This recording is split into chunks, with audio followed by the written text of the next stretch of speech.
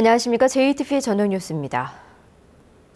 올해 극심한 내수 부진으로 제조업체들이 큰 어려움을 겪었는데요. 내년에도 경기가 불투명하고 구조조정까지 예고하는 등 고용시장에 찬바람이 예상되고 있습니다. 보도에 송창용 기자입니다. GM대우 군산공장은 내년에 신입사원을 뽑지 않을 계획입니다. 지난해부터 3년 연속 신규 채용이 없는 셈입니다. 이미 전주페이퍼가 전주공장에서 185명의 희망퇴직을 실시했고 대규모 제조업체들의 감원이 잇따르고 있습니다. OCI 군산공장은 지난 12일부터 전체 직원의 5%를 줄이는 희망퇴직을 받고 있고 두산인프라코어도 희망퇴직을 준비하고 있습니다. 내년 생산직 직원의 채용 계획은 아직 세우지 못하고 있습니다. 전북 상공회의소협의회가 전북 제조업체 133곳을 조사한 결과 33%는 채용 계획을 세우지 못한 것으로 드러났습니다. 글쎄요, 그건 그때 상황따라 틀렸으니까 항상 그때그때 나오는 거니까. 제조업체들의 38%는 채용 인원을 더 늘릴 계획이 없는 등 전체의 70%가 내년 신규 채용에 소극적입니다. 현재 여러 가지 경제의 동향이나 기업으로 봤을 때는 채용보다도 현장 유치하는 것이 그나마 굉장히 잘하고 있는 상황일 거예요. 내년에도 경기 회복이 더디고 유가, 환율 등 대외적인 변수가 많아 투자를 늘리기가 어려울 것으로 분석됩니다. 유가 하락 그리고 소비 이축에 따른 대내적인 환경이 불확실하기 때문에 우리 기업들이 투자와 고용을 늘리지 않겠다는 어떤 긴축 경영을 할 것으로.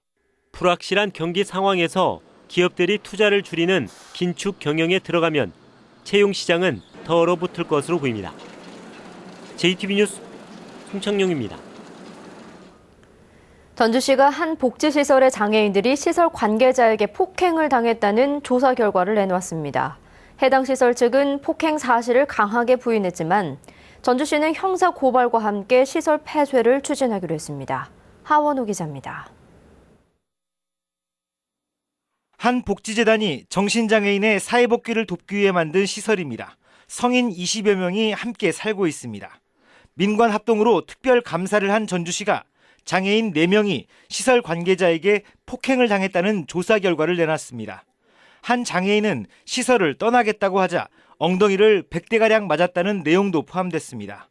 회초리 같은 아마 그때 이제 나온 거로 이제 쫄대 이런 그 전선 같은 거 바닥에다 깔 때에는 그런 쫄대 같은 그런 걸로 100대를 때리기도 하는 등 이런 상당히 심각한 인권 침해 문제가 있고. 김승수 전주시장은 관리 감독을 다하지 못했다면서 공개 사과하고 시설 관계자를 정신보건법 위반 혐의로 형사 고발하기로 했습니다. 하지만 시설 측은 장애인들끼리 싸워 주의를 준 적은 있어도 장애인을 폭행한 사실은 전혀 없다고 밝혔습니다. 전주시는 폭행 여부 논란과는 별도로 시설 운영에 있어 36건의 지적사항을 확인해 개선 명령 등을 내리고 1,300여만 원을 환수 조치하기로 했습니다. 또한 장애인들이 옮겨갈 곳이 마련되면 해당 시설을 폐쇄하기로 했습니다. JTBC 뉴스 하원호입니다. 전라북도가 2023년에 열리는 세계 잼버리 대회를 새만금에 유치하기 위해 준비하고 있는데요. 내년 세계 스카우트 연맹의 현지 실사를 앞두고 한국 스카우트 연맹과 전라북도가 새만금을 함께 점검했습니다. 보도에 김철 기자입니다. 2023년 세계 잼버리 대회를 유치할 경우 대회가 열리게 될 새만금 관광 레저용지입니다. 이른 아침 한국 스카우트 연맹 관계자들이 현장을 찾아 부지 면적과 접근성, 개발 계획 등 대회 개최 여건을 꼼꼼히 살펴봅니다.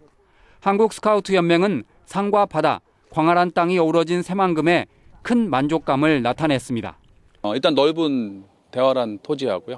그다음에 주변 여건, 강이라든지 바다라든지 어떤 프로그램을 하기가 너무 좋은 것 같습니다. 위치상으로. 지난 9월 강원도 고성을 물리치고 2023년 세계 잼버리 대회 국내 후보지로 결정된 새만금은 대회 유치를 놓고 폴란드와 치열한 경쟁을 펼치고 있습니다. 개최지는 오는 2017년 8월에 최종 결정되지만 내년 7월 세계 스카우트 연맹의 현지 실사가 예정돼 있기 때문에 시간이 촉박합니다. 당장 내년 1월까지 대회 유치 신청서와 계획서를 제출해야 합니다. 전라북도는 한국 스카우트 연맹과 함께 다른 나라의 개최지를 방문해 장단점을 파악하고 새만금의 경쟁력을 높일 수 있는 방안을 찾기로 했습니다.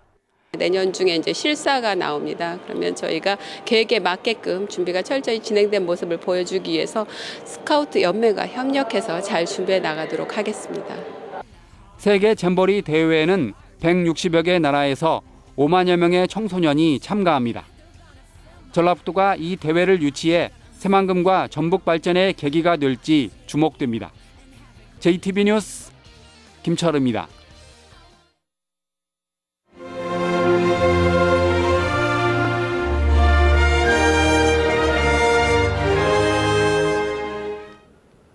소외계층을 위해 나눔을 실천하는 봉사자들의 이야기를 소개하는 순서입니다. 오늘은 연말연시를 외로운 이웃들과 함께하는 봉사자들을 김진영 기자가 만났습니다.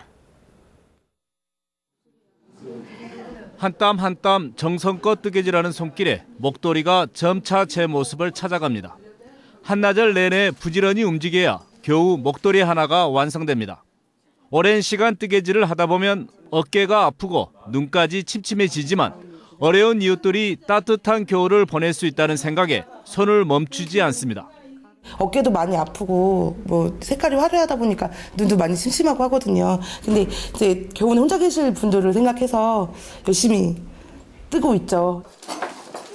봉사들이 떡을 써느라 잠시도 허리를 펴질 못합니다. 새해를 앞두고 독거노인과 장애인 가정 등 소외계층이 따뜻하게 끓여 먹을 수 있도록 전달할 떡국입니다. 부지런히 썰어야 오늘 안에 완주 지역 13개 읍면동에 사는 소외계층 천여 명에게 전달할 수 있습니다. 올해 새로 나온 햅쌀로 지금 떡을 만들었거든요. 그래서 연말연시를 맞아서 소외되고 어려운 가정들, 또 독거 어르신들, 또 장애인 가정들이 따뜻한 떡국을 한 그릇씩 끓여 드셨으면 좋겠습니다. 목도리와 떡국을 전달받은 독거노인의 얼굴에 환한 미소가 번집니다. 이웃들의 훈훈한 정에 노인의 마음까지 따뜻해집니다. 이걸 끓여서 그냥 맛있게 먹으라고. 햇살인데 네. 고마워요. 맛있게 잡수세요. 네, 고마워요. 봉사들의 소박하지만 따뜻한 나눔이 연말연시에 더 외로움을 느끼는 이웃들에게 큰 위로와 힘이 되고 있습니다. JTB 뉴스 김진형입니다. 장기를 기증받아 새 생명을 얻었던 40대 여성이 다시 자신의 장기를 기증하고 세상을 떠났습니다. 전북대병원은 불의의 사고로 뇌사 판정을 받은 41살 고 김경임 씨가 지난 24일 자신의 간을 다른 환자에게 기증하고 영면했다고 밝혔습니다. 만성 신부전 환자로 18년 전 신장을 기증받은 고 김경임 씨는 자신도 다른 환자에게 장기를 기증하고 싶다는 의사를 밝혀왔다고 가족들은 전했습니다. 전북은 내일 구름 많다가 점차 흐려져 밤에 눈이나 비가 내리겠습니다. 모레까지 예상 적설량은 1에서 5cm, 예상 강수량은 5mm 안팎입니다. 내일 아침 최저기온은 전주 영하 3도 등 영하 7도에서 영하 3도, 낮 최고기온은 5도에서 7도의 분포로 오늘과 비슷하겠습니다. 바다 물결은 0.5에서 2m로 일겠습니다.